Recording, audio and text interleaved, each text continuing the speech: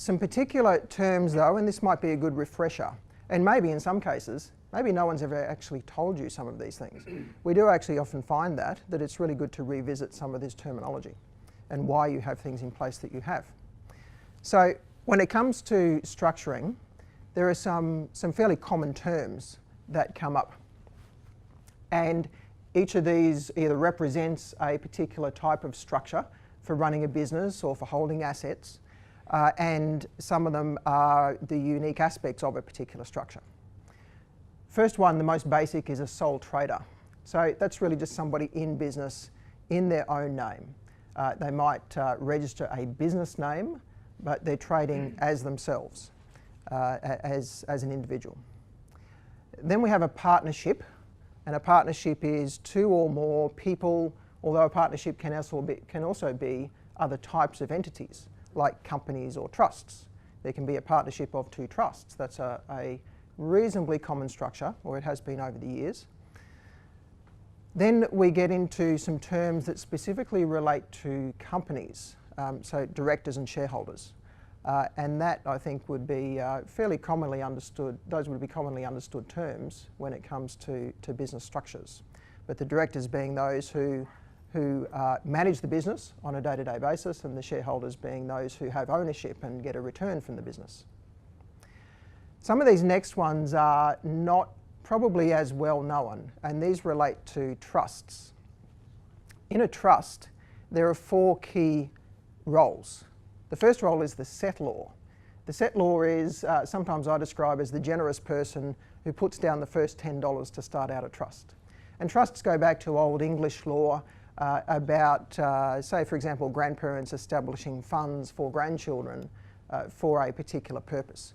But they've become a very popular business structure in Australia in particular because of tax flexibility, amongst other reasons. So the settlor is always somebody who is independent of the family, the business owner, those who are involved in the business.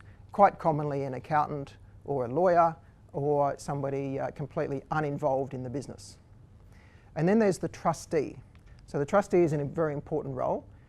That is the person or people who manage the business on a day-to-day basis.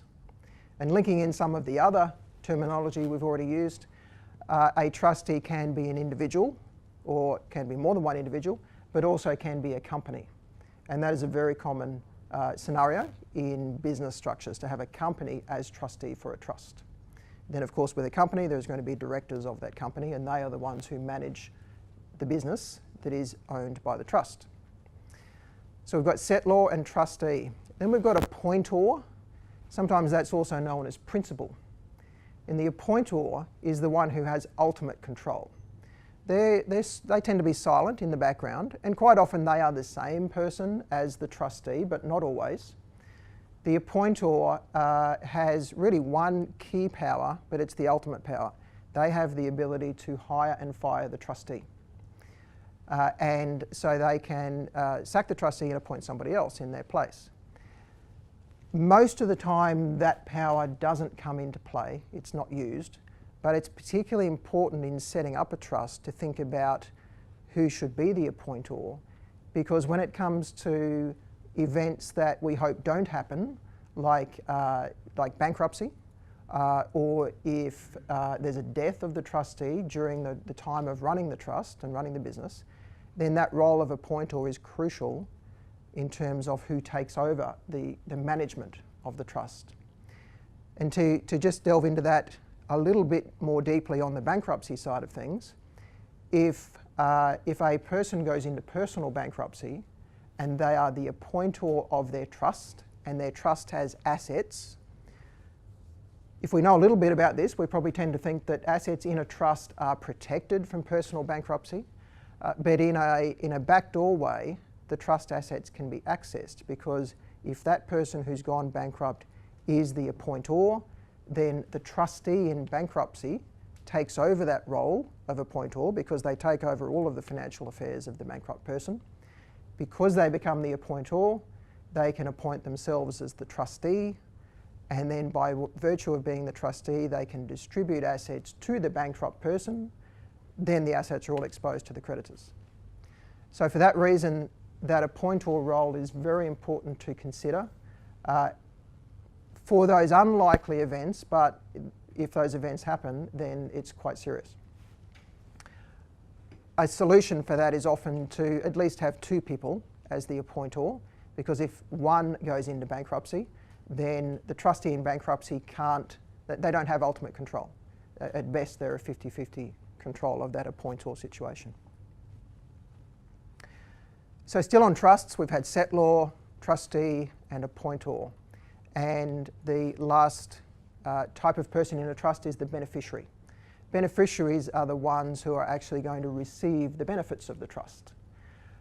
There are different types of trust, and we won't go too much into that, but in some cases beneficiaries have a fixed entitlement to the profits or the assets of the trust. In other cases, it's at the discretion of the trustee. So the beneficiaries in that case have a right to be considered for a distribution of profits or assets, but not a guaranteed right. And quite often in what we know as family trusts, the range of potential beneficiaries is very wide. It's often the business owner or owners and their children, grandchildren, and even more wide than that. The final term I just want to mention in terms of trusts is unit trust. And I touched on it just very briefly when I said that in some trusts, beneficiaries do have a fixed entitlement, a little bit like shares in a company, and that is a unit trust, as distinct from the family trust or discretionary trust, which is more flexible.